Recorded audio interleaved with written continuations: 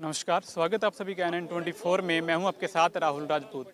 इस समय मौजूद हैं आदमपुर मंडी में। मेरे पीछे आप देख पा रहे हैं कि 107 दुकान नंबर चौधरी भजन लाल जी की और कुलदीप बिश्नोई की दुकान के ठीक बाहर मौजूद है, जहां पर आज बीजेपी ने कुलदीप बिश्नोई जी के पुत्र भव्य बिश्नोई को टिकट देकर आदमपुर के उपचुनाव में उतारा है। कुछ ही समय में वो यहाँ पर पहुँचने वाले हैं, उनसे बातचीत करेंगे।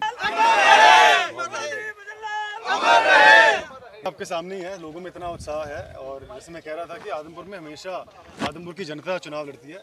चौधरी भजनलाल महज एक चेहरा पेश करती है। इस बार मेरा सौभाग्य कि मुझे मौका मिला। अच्छा, आज नई तस्वीर नजर आ रही है, आप कुर्ते में तिलक आपने लगाया हुआ है, वो अलग सी वेशभूषा। हाँ, कि कुर्ता पजामा तो रोज का है मेरा। तिलक इसलिए लगा रखे है, मैं वाल्मीकि जयंती का कार्यक्रम था हल्के में, तो वो करके आ रहा हूँ। अच्छा, कांग्रेस कहती है और जेपी खासकर पे कहता है कि भव्य तो अभी बच्चा है जी। जेपी साहब बड़े मुझसे, मैं उनके खिलाफ कुछ नहीं कहना चाहूँगा, समय बताएगा। अच्छा, सत्येंद्र सिंह भी आपके पापा के साथ काफी काम किए हैं, कुलदीप जी के साथ में उन्होंने काम किया, आम आदमी पार्टी से आ रहे हैं, किस तरह से देखते हैं? देखिए, मैं किसी के बारे में कुछ नहीं कहना चाहूँगा। मैं बहुत सकारात्मक सोच रखता हूँ और मैं अपने ही काम को लेकर कोई आपके सवाल हो उसको उनका मैं जवाब दूंगा। और सभी का स्वागत है। क्या प्राथमिकता रहेगी, आप अगर विधायक बनते हैं तो प्राथमिकता क्या रहेगी आपकी आदमपुर को लेकर? बिल्कुल विकास की रहेगी, मान सम्मान की रहेगी।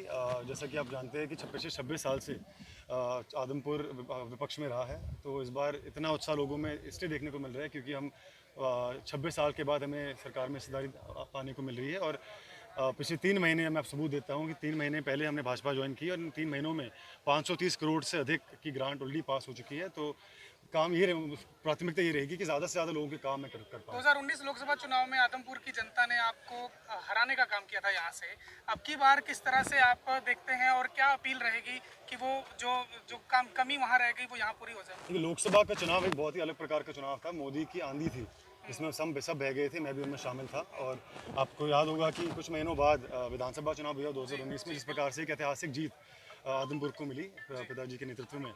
तो इस बार भी उम्मीद है कि आदमपुर की पिताजी कहते हैं कि 30,000 की लीड उन्होंने ली थी, आप उससे ज्यादा लेंगे, आप क्या मान के चलते हैं कितनी लीड आप बरकरार कर पाएंगे? ये एक तरफा चुनाव रहेगा। मैं नंबर तो नहीं आपको दे पाऊंगा।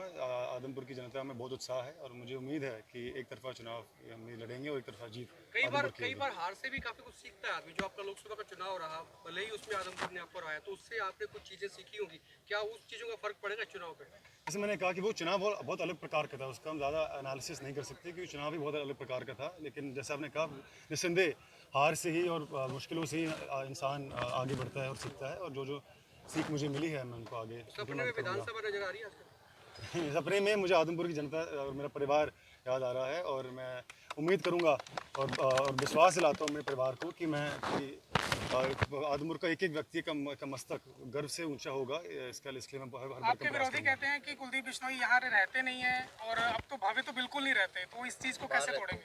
नहीं, देखिए, आप इस सवाल के दो पहलू है। पहला आपने कहा कि पिताजी बीच में नहीं रहते, इसमें कोई सच्चाई नहीं है। ये सिर्फ विपक्षियों की बौखलाहट है, उनके पास मुद्दे नहीं रहे कोई कहने को।